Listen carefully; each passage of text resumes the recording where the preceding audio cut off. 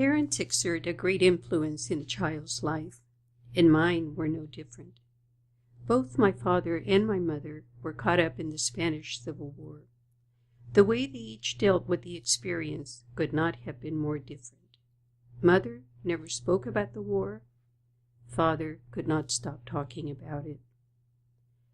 And so the Spanish Civil War would begin at our house every night promptly at dinner time. When our family emigrated to California, the only thing that changed was the dinner hour. In California, we ate much earlier. It's time for dinner, and the family is in their seats around the table. Mom serves the food. Conversation ensues. Tonight, little Tony says, "Today, I ran like the wind." "Wow, and how did you manage that?" "Well, it was just a little breeze, and I kept up with the leaves," he says. "Run, you say," begins Father. "You should have seen us run through town with the flag the day the Republic was proclaimed in Spain."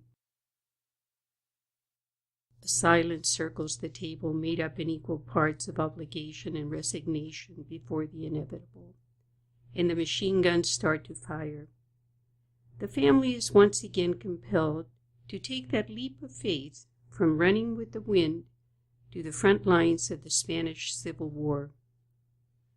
Neither the war nor the subsequent detention in prisons and concentration camps, where he was held for 5 years, ended my father's life. But it became the shattered mirror he would look at himself in for the rest of his life. I am a post-Civil War child, a passive participant in a story I cannot escape. It's a rare day that goes by when Father doesn't tell me an anecdote about the war. He always tells his stories in exactly the same way. They are snagged in his brain, perpetually fixed in his memory. I've never ventured to say, "Dad, you've told me that story before." And so day after day, I listen to these stories and I ask myself why. Why don't I tell him?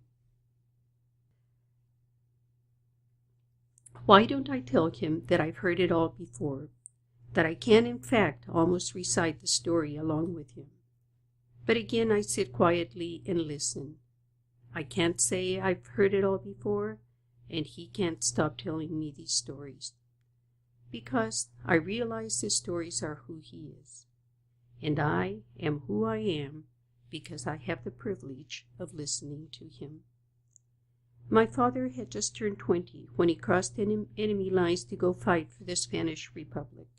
He will turn 98 in September.